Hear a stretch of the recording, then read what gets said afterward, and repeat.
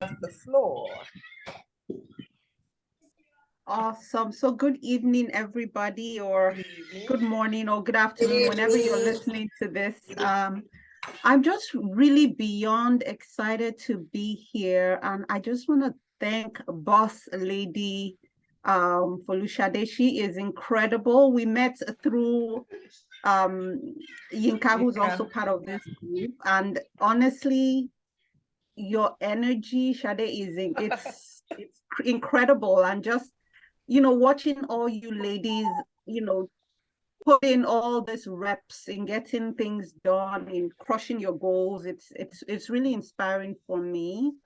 Um, I'm a sleep physician, so a lot of what I do, and I'm also a coach, a speaker, wear a few hats, a mom like all of you, right? And really striving to make things better for myself, right? Because really you can't pour out of an empty cup. That's that cliche, but it's the truth. We have to prioritize ourselves. And the fact that y'all are taking this time, 21 days, to commit to self, to commit to making yourselves better for your families, for your communities, it's a big deal. So what I want us to do today, and I'm gonna love it if we light up the chat, is first of all, just kind of do this for me.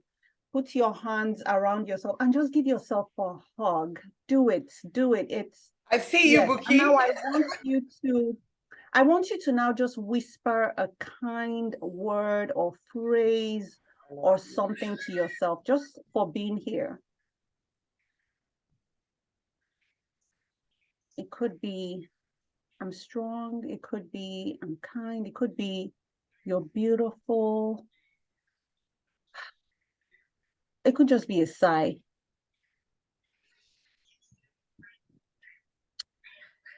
Awesome. Thank you. Thank you for doing that. So I was tasked with my favorite topic to talk about, which is sleep. And my goal is to just highlight a few things here, and hopefully we can open up the chat for questions, and you could unmute and all that. I love an interactive session. I feel like we already have been in enough master classes and podcasts and things like that. So now is the time where I really just want us to engage as much as possible. So why sleep? So personally for me, like most of you, I'm a high achieving woman. There's like, if there's a glass ceiling, I want to crush it, right? And I want to do it by being a stellar mom, an incredible wife in bed, an incredible co-worker and business owner. I want to do it all. But I realized I was burning the candle on both ends, right? So I was exhausted all the time. I was cranky and I wasn't even enjoying what I was doing. So it now became almost like this mission. And I love what Yinka had mentioned when and you guys all just really wrapped your hands around her when she said, she wasn't seeing changes on the scale, and you're like, enjoy the journey. So I wasn't even enjoying the journey. And I realized it was because I wasn't sleeping well, because I had 24 hours, right? We all have 24 hours, and I was trying to get it all done, and then would get into bed late. And then I'm wondering why I'm so tired and not motivated, right? So it was when I really started to turn things around and shift. And this was, of course, you can imagine, even in training, at work, with call, there was so many reasons why I wasn't sleeping well, but eventually I had to sort of make that shift. And I can tell you that's been one of the biggest shifts I've made in my life, not just in terms of my fitness journey, my diet or collaborations or relationships, but actually just prioritizing my sleep. I realized it was like a superpower. And then after experiencing that shift, I realized like a lot of things in my life, the way I prioritized, everything else changed. To me, it became that question of, okay, how am I going to get people to understand how critical this is? How am I going to get women who are doing so much to understand that this is actually the missing link to their productivity hacks, to their ability to function, to the ability to really crush their goals. And that's where restful sleep came. And so I'm going to start us with this analogy, okay? Imagine if somebody came and said, listen, we just found a pill. That pill will help you live longer. It will boost your immunity. It will help you to be more productive. It will help you with clarity and focus. It will make sure you stop yelling at your kids. It will help you lose weight. It will motivate you to get out of bed and go to the gym and actually put those reps in. And oh, by the way, it will also protect you from high blood pressure, from diabetes, from what else? You just name it. It will overall enhance your beauty. Your skin is going to glow, and so many more. Now, the only thing is you take that pill, you have to take it every single day. And you have this slow release, you have to take it for 8 hours. Your kids probably need a little bit more because it also works for the kids, right? Who wouldn't want that kind of pill? If you'd be interested in that pill, you could let me know in the chat if you're up for it. So we could go get it. We could go get the prescriptions out, right? So that's exactly what sleep is. It's not just what we do because we're tired, right? It is a state where it's not just a state where we just stop being and we're just resting. It's a form of rest, right? But it's a time when our bodies are repairing itself. And as women, our bodies have gone through so much. We've gone through childbirth. We've gone through so many phases of our lives, right? And so when we sleep, we're healing our body.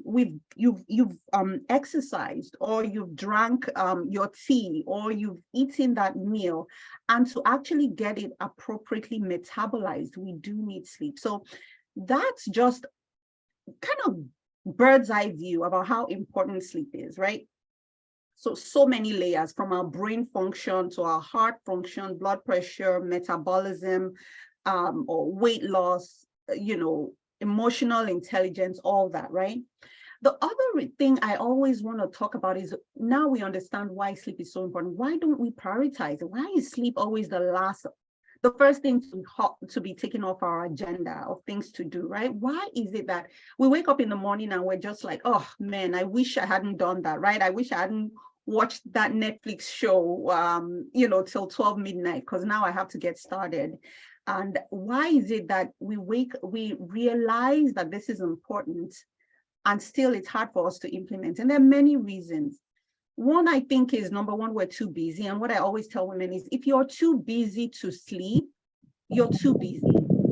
Because I believe we're all, like most of us here are Christians, or you practice one faith or the other. Even the Bible says it, that he gives his beloved sleep. He gives it as a gift. And God could have created the earth and finished things up and not rested and just kept going, right? But even he took time to rest. So this is just critical to our creation, really. But we're so busy. We're doing so many things. And it's almost like time is being compressed. We're busier than we've ever been. There's a lot more technology. Look at this. It's 2 p.m. It's 8 over there. And we're going. There's so many more. Now, technology has brought us closer. It's a beautiful thing, but it's made us much more busy. And it's really sneaking up on our time. Another reason why we don't sleep well is our obligations, right? It's the things that we feel we're expected to do, honestly. What are the things people are requiring of us? Our friends, our co-workers, our jobs, our businesses. It's everything else that's on our plate that kind of sneaks up on us and prevents us from getting enough sleep. Another reason why we really don't get as much sleep is exactly, Folake, thank you for putting, that was actually my next one. It's that narrative of hustle culture.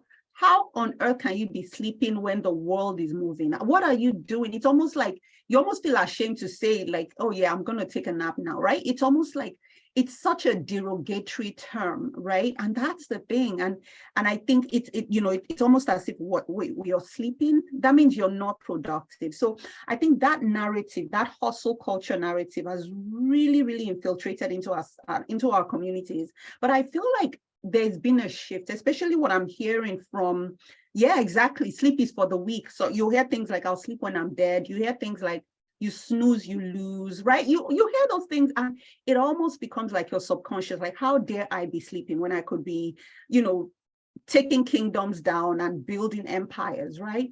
But then the same person, the same God that created the universe, created things to be done in a certain manner. And one of the things he created is time for us to rest. And so honestly, if you think about it, of all everything else that has changed. People are working faster, people are working smarter. Time is essentially being stretched and condensed at the same time. But one of the things that has not changed is our need for sleep. And it's our need for 7 to 9 hours of sleep. That's usually the recommendation, but you have to do what works for your specific situation. That has never changed. And the consequences of not sleeping it's a lot. It's pretty deleterious, right? We have people who have uncontrolled diabetes. We have people who have struggles with losing weight. I mean, it's not just sleep, it's a lot of other things, but I can assure you the metabolic effects that we get when we sleep well is so important that we cannot afford to skim on it. And then the other piece that I wanted to say that we also don't, the reason why we don't sleep is also because we think we're supplementing with other areas of our health, right? So I have to wake up crack of dawn to go to the gym, so then sleep will have to suffer. Or I have to wake up crack of dawn, I have to work out till super late in the evening, and so because of that I'm not sleeping, but at least I'm working out. Or I have to make this incredible healthy, nutritious recipe, and because of that I'm not sleeping well. So sometimes we try to make up for it with other areas of our lives. But I would say that every single thing matters. When we talk about health, we talk about 3 different pillars. We talk about our nutrition, we talk about fitness and exercise. Well, we usually also talk about social connections, and then sleep. But sleep is really foundational to all those things. And so really finding a way by which we can balance this out, I think is really, really important. So now I've told you a little bit about why sleep is important. I've told you a little bit about why we don't sleep and why we don't prioritize sleep. And now the next thing I wanted to talk about is, how do we then prioritize it? How do we then make sleep a lifestyle? And the different things I recommend, I usually will categorize it into 3 main things, right? 3 main steps, okay? The first is set it as an intention, right? Mindset. You all committed to this 21-day experience. That's what it's been. And it's the same thing. Set sleep as a priority by setting boundaries. So you may have heard that word again and again: boundaries, boundaries, boundaries, boundaries. Boundaries kind of let you know where you start and others end, right? But you also have to set boundaries with yourself. You set boundaries with the kids, you set boundaries with the spouse, you set boundaries with yourself. And so think about this. If somebody said, listen, you have this condition that you need to see like multiple doctors for. You need to see a GI doctor, you need to see an endocrine doctor, you need to see a fitness coach, you need to see a neurologist, you need to see a counselor, you need to see, a nutritionist.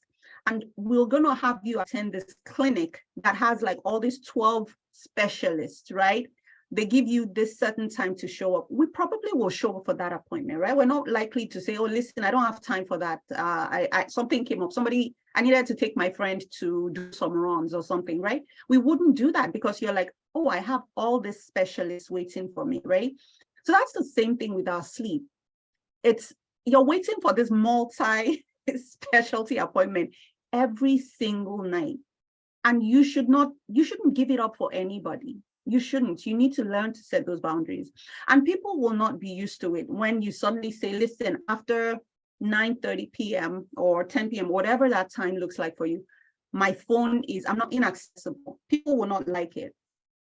They will not like it because they're like, wait, what? I can't call you and tell you all my drama and all my life stories and have you go to bed and take it to bed with you. No, they will not like it, but they will, you know what? They will appreciate a well-rested version of you who now says, oh yes, I recall you mentioned that you had some issues. Now that I've rested well, now that I've prioritized myself, now I can help you think through some solutions, right? So you are actually better when you prioritize that and say, listen, nothing goes between me and my sleep. And so that's something that I think is so important. First, dealing with that mindset. I'm going to prioritize this.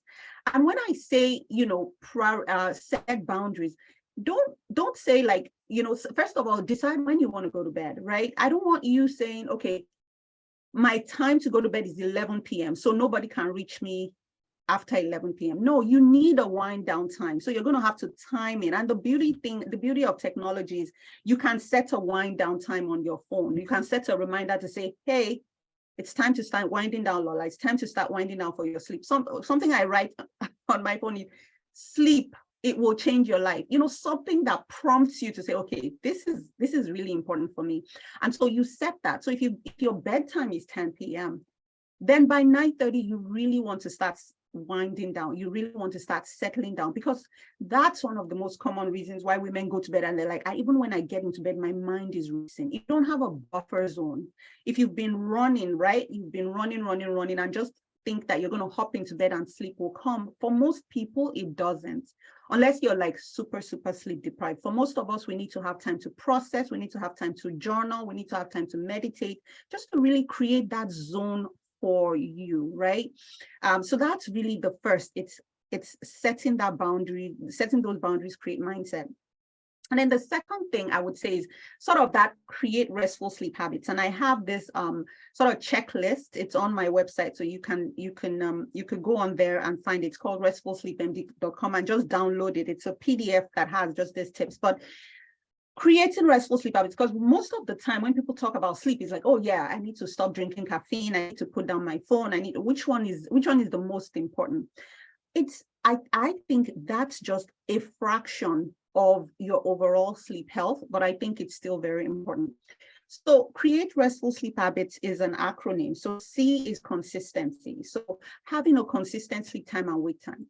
The reason why is we all have an internal clock. It's called our circadian rhythm, right? So that's aligned with our 24-hour clock. And that is so critical because it controls so many other functions in our body. It controls our digestion, which is why you probably don't want to eat too late at night. Your food will not digest well because that's not the time for digestion, which is why sometimes if you check your blood pressure at certain times of the day, it's higher than other times.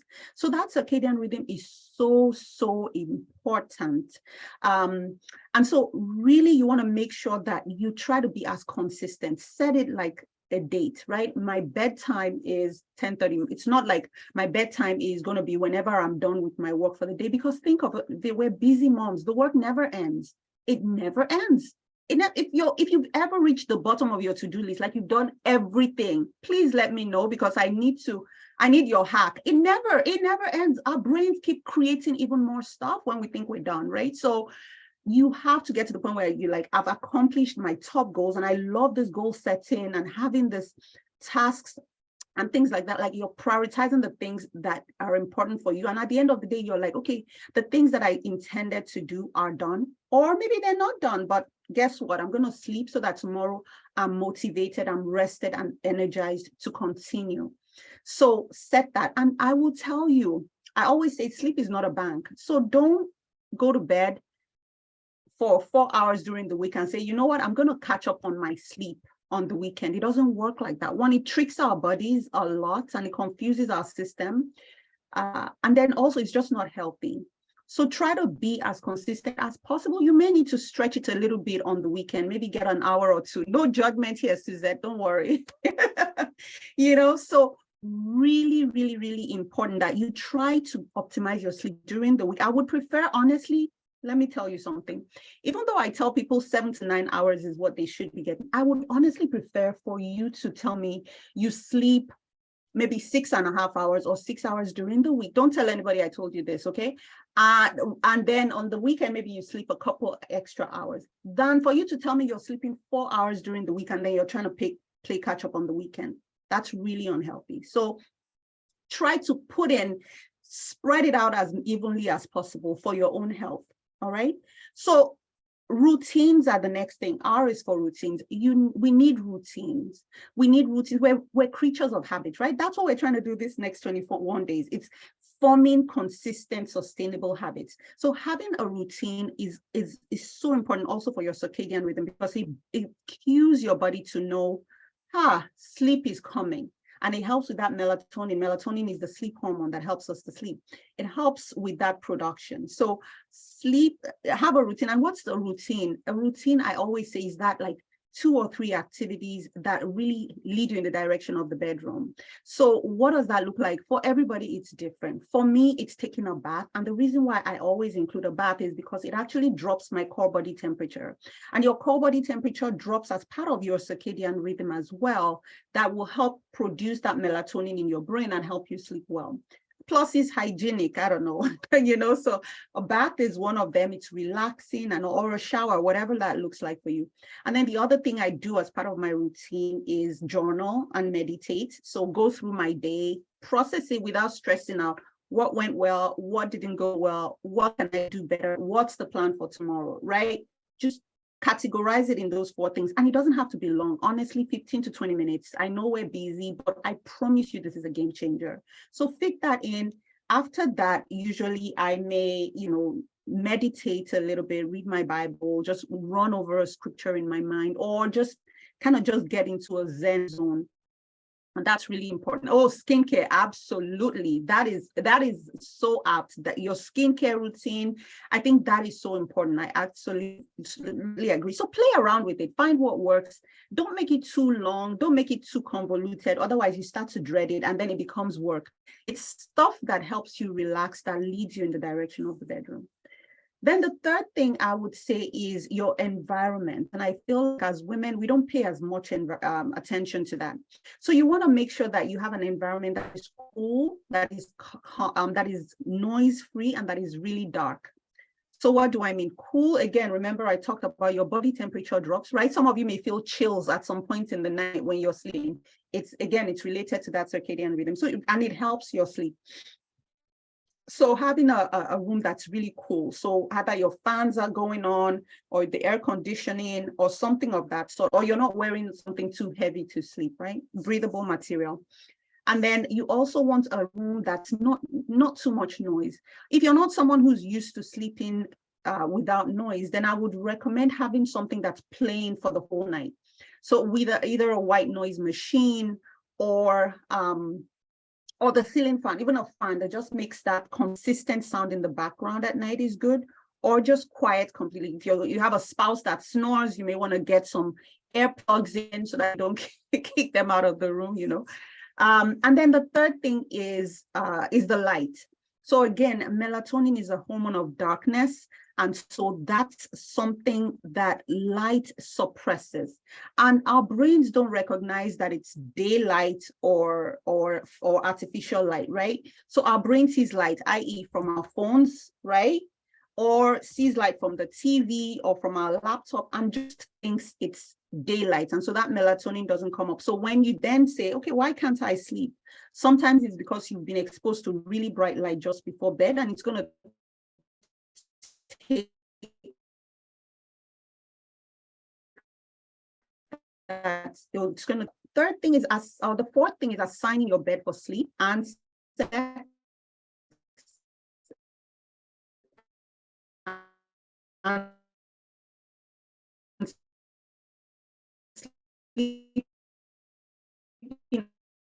only in bed.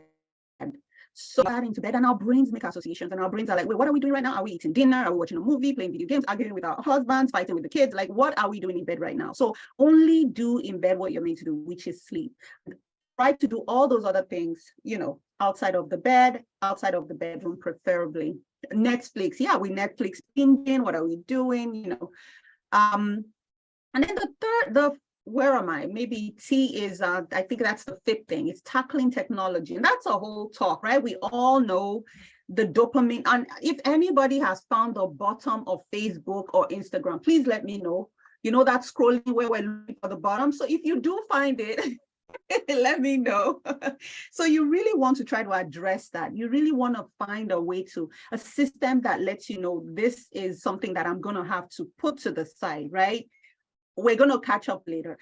And for 2 reasons. One is the light we get from our phones, again, suppresses melatonin. And then the other piece is that arousal you get, right? If somebody fires one text to you or a message on WhatsApp, or somebody just annoys you on social media because they're just there. your brain starts to churn, right? They're just like, how dare they? What am I going to answer? Or you decide to just check one email and your mind is like strategizing how you're going to respond to that email. So get that away. That is not an activity that belongs in our bed. Let's address that and keep it outside of the bedroom. And then the last is E. What I usually say is eliminate. What are things we should eliminate from our day, our diet, our activity? And there are a few things. One is alcohol. So if you drink alcohol, it actually sedates you and it puts you to bed. But the problem is that it also fragments your sleep. So if you do drink alcohol, maybe earlier in the day, preferably not at all. But if you do, you don't want to drink too close to bedtime because it may make you fall asleep, but then it breaks your sleep up a lot and lets you wake up with a hangover and things like that. The other thing is caffeine. I love how there's this caffeine, this tea section going on here. Caffeine is in coffee, it's in certain teas, it's in soda, of course, iced tea, all that stuff. And what caffeine does is it's a stimulant. So it stimulates our bodies and it makes it hard for us to wind down to sleep. So if you take caffeine, you want to take it earlier in the day, right? So maybe by 1 p.m. you want to be done with caffeine. If you're going to drink any tea, you want to make sure that it's caffeine free. That's my recommendation. Now I have to tell you, there are two things. Caffeine free is not the same as decaffeinated. So if you see a tea or something that says decaffeinated, it still has caffeine in it. It's just a little bit lower. And if you have a very sensitive system, you may just need that amount to keep you up at night. And it deprives you of what you call deep sleep. And that deep sleep is that restorative sleep that we all desire and we all need so much. So caffeine free is different from decaffeinated. I would say do caffeine free. If you're going to take caffeine, you want to be done with it by like 1 p.m. because it has a very long half-life, meaning that it stays in your system for hours and hours and hours. And and so that's why if you drink caffeine, if you're like, oh, I just take a little soda with dinner or iced tea or whatever, it's going to stay in your system and it's going to make you wake up frequently. Another thing I would say we need to try to eliminate is heavy meals from our bedtime, right? So really 2 to 3 hours before bed, you shouldn't be taking anything heavy. You may want to take a snack. That's okay. It's okay, but not eba or, large bowl of rice or just take a bath or, just think about it. If you go to bed with that, your belly is full, you're uncomfortable. Because again, remember, your body should not be digesting at that time. Your body should be getting ready to rest and recover and repair itself. So you want to try to avoid any heavy meals about 2 or 3 hours before bed. Again, I love a little bedtime snack. That is okay if that works for you and your routine and your diet and things like that. But I would say very small, whether like a cheesesteak, a really small handful of nuts, if you need it, all those things are fine. Then the other thing I would say eliminate, and I don't want to use the word eliminate, is I know we're all on this incredible journey of fitness as well, right? So when you're going to exercise, my recommendation is don't exercise too late in the evening, too close to bedtime. The reason why is when you do, right, you know how you feel after an exercise routine. You're like the endorphins, you feel good, your energy, your body temperature is up, your heart rate is up. That's not what we want for bed, right? We want the opposite direction for bed. We want body temperature to be dropping. We want our heart rate low. We want those endorphins a little chill, right? So that's something that I would say. So I would say about if you're going to do vigorous exercise, then maybe about 2 hours before bed, you want to stop. That being said, there's a caveat to that, because I don't want you to say, oh, yes, Funke said we shouldn't exercise before bed. And that was the only time I had to exercise. So sorry, I couldn't exercise. No. Please still exercise. If you don't have any other time to fit it in, still exercise. Maybe nothing too intense right before bed. Maybe yoga. I've been doing the yoga with Adrian. Oh my gosh, it's incredible. So that would be something that would be acceptable. So maybe less intense. And then what else is there? So I think those are the main things I would say. So I've kind of gone through all that. I went through it very fast, but you can hop onto my website to download it and literally start doing this. And I can assure you, this is going to bring transformation to your sleep journey. The final thing with prioritizing sleep is see how well you've done, right? I love these habit trackers. It's incredible to see all yours. pictures of it. It's amazing. I use a handwritten one. Yeah, I'll drop the link. I'll use I use a handwritten one, but I think this is incredible. It's tracking it, right? We track our steps, we track so many other things, but we should keep a track and an eye out for our sleep, right? But not in a way to stress us out, not in a way to make you then panic on, oh, I'm not doing well. It's just a way to say, okay, I set goals to get 7 to 9 hours of sleep. I'm at 5 hours. How do I increase it, right? So that's all that is for. And so it's important, and you can do this in different ways. There's so many trackers now that are available that you can use. And so that's definitely something that you may want to consider. And then, yeah, I think that's really, really it. I've kind of walked us through really quickly why sleep is important, how sleep can actually save our lives, make us better moms, better business owners, better employees, better leaders for our team, better spouses, better friends, and healthier versions of ourselves so that we can accomplish our goals.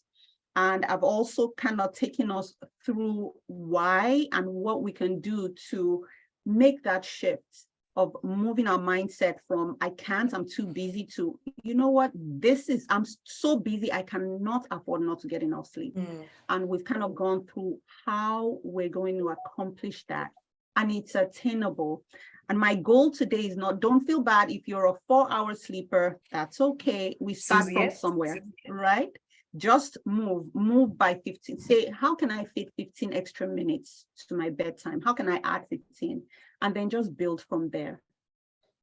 I hope this has been helpful. It's been incredible hanging out with you all. And I'm not sure if we have time for questions, but more than happy to answer a couple.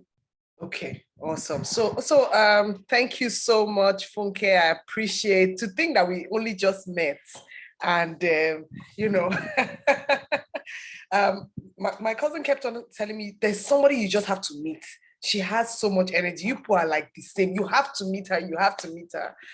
No, you're like on a different level. I'm just like, yeah. So we have questions now. If you have questions, let me just see your hand but let me start with my own question. So because of this water intake thing, it's very tough for me. Sometimes at night when I realize, oh my God, I have done only one 75-liter bottle, I quickly try to down another 75 liters just before bed. And I will just be I'll wake up at least 3 times to pee. It's so stressful. Yeah. So, because just trying to find that balance, because because we all want to get the water in. How do we manage that? I know that, and that is hard for me too, because especially if we've gone all day, and for us here where I work, we still wear our mask. So it's not intuitive to even drink water. So you end up saying, oh my gosh, I don't even know, I didn't get enough water. My recommendation would be sort of finding ways to build it during the day. I know it's hard, whether it's something you're going to set. For me, my reminder goes up to stand every hour, right? So most of us. So if you can target, what I recommend is, I'm sure you guys are familiar with that habit stacking, right? Like there's something I do already that I do consistently, right? Whether it's I do a stretch. For me, part of my process of uncluttering my mind at night is taking moments during the day to pause and just breathe, or just whatever. So you cluster it with something you do consistently, you've already figured out, right? No judgment. This is where I am, and just try to just kind of attach it to something that you do. Because yes, if you're someone who could go to the bathroom, fall asleep, wake up in the middle of the night, go to the bathroom and come right back to bed and fall right asleep, that's fine, that's okay.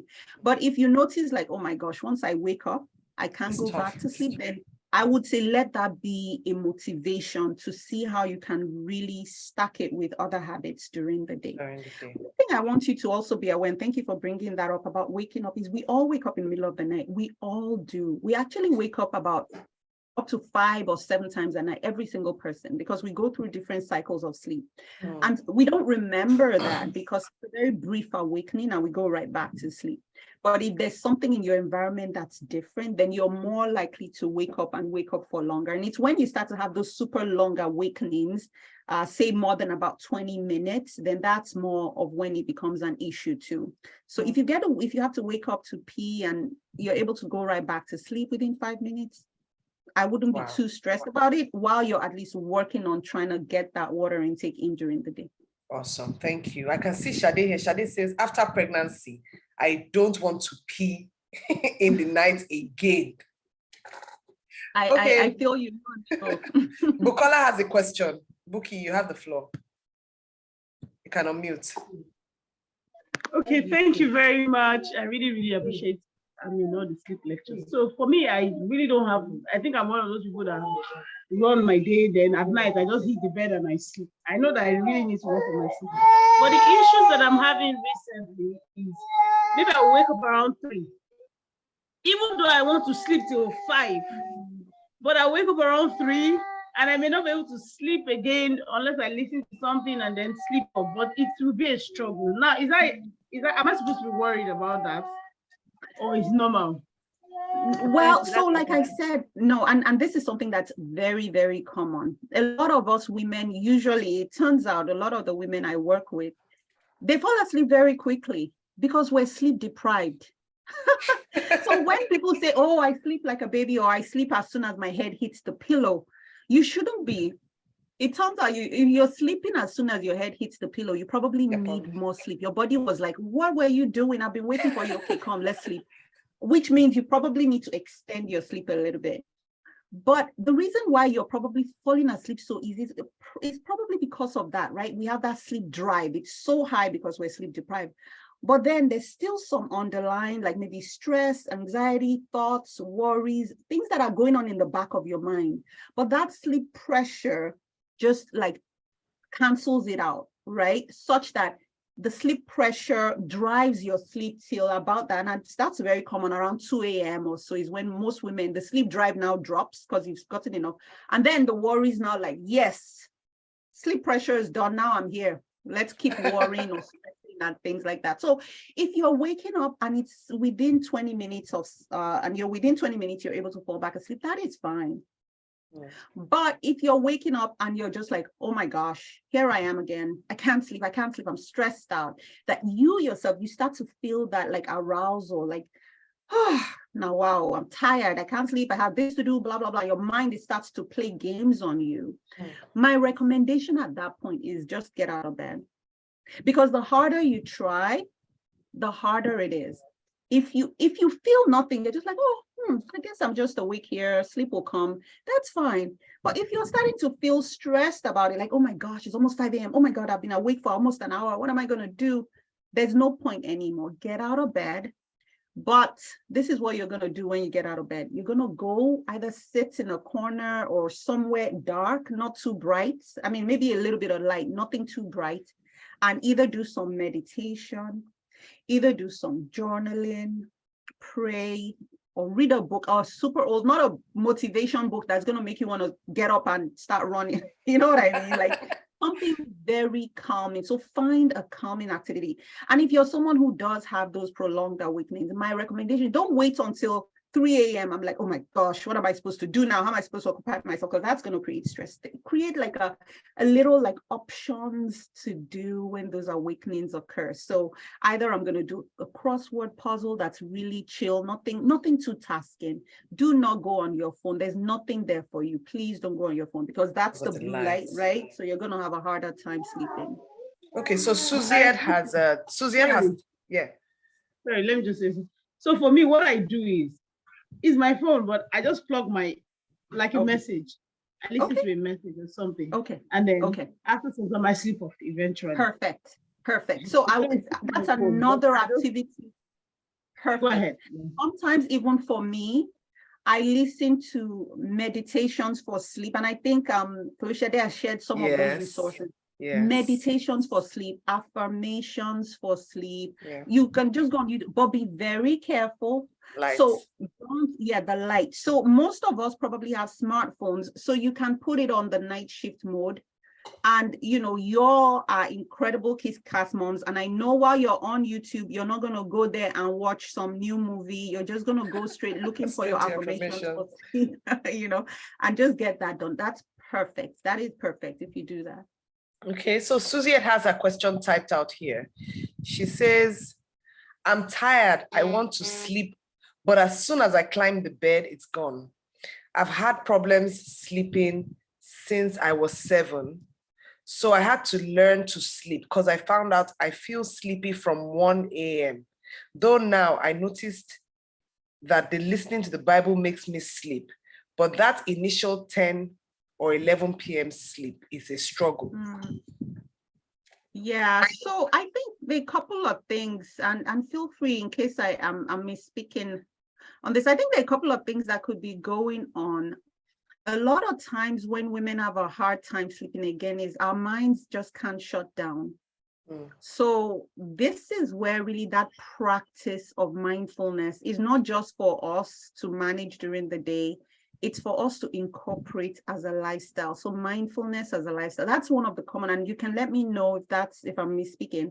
That's one of the commonest reasons why women cannot, like your body, we call it wired but tired, right? Your body, you're tired but wired, right? Tired but wired. Your body is tired. Your body is like, I need to sleep. But your brain is just on fire, especially for us who have women overall, women who are creative, women who are leaders. Your brain is just going. And if you've had a day that's been jam-packed, where you've been solving problems, fixing other people's drama, doing so many things for others, and you've not had a moment to be with yourself, what happens is your thoughts are now like, finally, I get your attention. You know what I mean? That's the first time you've actually, your mind is like, oh, thank God, now I'm ready for you. Let's talk about all those things that happened yesterday, the things that are going to happen tomorrow, and how your children are, everything comes. So really making sure that you create moments, preferably during your day, to just be, and also making it part of your routine. Again, what I said about writing, that journaling practice changed my life, because it literally is taking everything from that mind of yours that is so beautiful and creative and putting it down on paper. And then while you're like, you know what, I'm going to address you tomorrow because it's time for bed. So I hope that helps. Another thing I would recommend is, even if you're tired, there's a difference between feeling tired and feeling sleepy. That's, believe it or not, again, we could go through this, there's so much. But even if you feel tired, you have to pay attention to your body, because sometimes we feel tired, but we realize when we lay down, we're not necessarily sleepy, and they're just very subtle differences. So you want to go to bed at the time where you're most likely going to fall asleep. So if you're not someone who's sleepy before 9 p.m. or 10 p.m., I would say just find things that are calming to do until you're more sleepy, until the sleep pressure is high, before you go into bed. And then replace that dilly-dallying with the mindfulness practices at bedtime to just kind of help you clear your mind a bit. Okay, so we have Folake. She says, please, any tips on getting quality sleep that is not filled with senseless dreams? Some people sleep, but it's filled with mindless dreams. Well, we all dream, okay? So dreaming is normal. Every single person, every human being dreams. The reason why we go through a stage of sleep called REM sleep, and that's your dream sleep. And the reason why you're remembering your dreams so much, or you may feel like you're having more vivid dreams, may be that the quality of your sleep is also, you're probably waking up frequently. Because if you wake up after a dream, then the likelihood that you remember it is more, you remember. So I think you're waking up a lot. And so you're like, oh, I had so many dreams. Everybody dreams, but if you're waking up frequently, you're more likely to remember them. So quality sleep is around those things I talked about. Look through your day. Again, mindfulness, is your mind full or are you mindful, right? That's important, because if you have this high stress level, it's gonna come out at night, right? So making sure you address that. Caffeine, look very carefully at what you're drinking. I have some people who say, oh, well, I don't drink caffeine. I just drink a cup of hot chocolate. For some of us, even that chocolate contains caffeine, and that's enough to disrupt our sleep. So pay close attention to that. And then other things, exercise, making sure that you're exercising well, because that builds up your sleep quality as well. And then making sure that you do what I said about having a bedtime routine, making sure your room is very cool, making sure there's no noise or lights that's interrupting. Those things are very, very helpful. I promise you they're transformational. And then as women, we have to realize sleep apnea is a condition that even women, are at risk of. So if someone tells you, oh, you're snoring, and things like that, snoring may be the sign that you have sleep apnea. You want to get that checked out, because that's a medical condition that we definitely want to address. Another medical condition that can be contributing to women waking up frequently is what you call restless leg syndrome. So if you're noticing like your legs are like they have a life of their own, you're constantly moving around a lot, I would recommend getting that checked out. Usually it's related to iron deficiency. So you can talk with your doctor to make sure that, do you need extra iron? Should you get your iron levels checked and things like that? Okay, then we have one. Yeah, and then I'm gonna hop off. It's been such a pleasure, though. I love this. Okay, so this is the last one. Yeah. So is too much sleep a problem because of work? For weekends, I have set for 10 hours. Wow, that's incredible. It's not too much sleep can be a problem, but you don't have too much sleep. You're sleep deprived. I'm sorry to tell you that you're not sleeping. You're sleep deprived and your body is trying to pay back. Your body is like, I need sleep. So I think I want you to be safe. If you're driving or something, or you're making huge decisions, or you're handling heavy machinery, then you need to get the sleep you need to get. My preference, just for that circadian rhythm, to really address that, my preference would be to see if you can get even a little bit more. Honestly, 6 hours, 15 minutes during the week. And then if you need to sleep in on the weekends, usually I would say plus 1 or 2 hours, not too extra.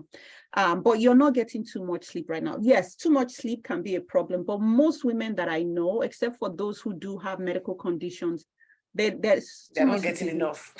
No, you're not getting enough. All right. All right. I know you have to jump off, but just before you jump off, please, just talk, on the group, I think somebody mentioned about power naps, taking naps like during the day. So like tips to get that in, because for some people, they may not be able to get that at a stretch at night. So how do we, get into that great habit? Question. Yes, so much. You see, there's so much about sleep. It's not just about hours, right? And I've not even scratched the surface. Anyway, yes, power naps are helpful for women, especially for those who are sleep deprived. My recommendation, if you do need to take a nap and literally, I need a nap, is what's the why? Why do you need a nap? Let's get to the bottom of the problem. Is it that I have issues with prioritizing sleep? Is it that I've worked so late into the night and now I have to try to catch up? Ideally, you want to get most of your sleep at night, right? But if you're at the point where you are so sleep deprived, you're so exhausted and you need a nap to take the edge off. For example, you're going to be at a meeting where critical decisions are being made. You're going to be driving. You're going to be interacting with your children. You don't want to yell at them or whatever it is. Take a nap. Absolutely. But my recommendation is keep that nap short. You don't want a nap that's too long, because most of you may have that experience where you nap for 3 hours and you feel even worse. You can't sleep at night. Yeah, you can't sleep at night, and then sometimes you feel even more exhausted. You're like, wait, what? You feel just tired. So my recommendation about that is usually try to limit your nap to about 20 to 30 minutes. And you also want to do it earlier in the day, say latest by 2 p.m. or so. And the reason why is what you just mentioned, Felicia, which is that we have a sleep pressure, right? We're building a sleep pressure. So think of it like a pressure cooker or Instapot, whatever. That pressure mounts from the beginning of the day, right? And it increases till it's nighttime. But when you take a nap, you're dropping the pressure. So it's like you're releasing the pressure valve on your pressure cooker. So you're going to need to build the pressure up again. So if you take a nap too long, you release all the pressure. And then at nighttime, you're not going to be sleepy. Wow.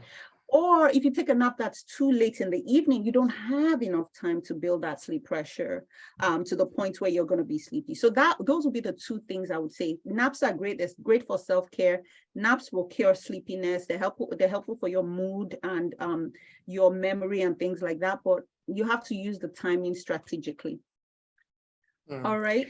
Awesome. Thank you so much, Doctor. She has to pick up her. She has to pick up her daughter. Otherwise, my daughter will be annoyed with me. She's like, will you be done in time? But thank you. I've enjoyed just spending time with you. And I'll see you in the group. If you have specific questions, happy to answer them when I can. All right. Thank you. Thank you. Thank you. Bye. Bye.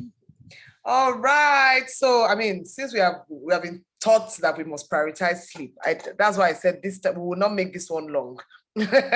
By 9, everybody can go to sleep. But I just wanted to just quickly prepare us. Power of intention, power of intention, power of intention. How far have you gone with the book?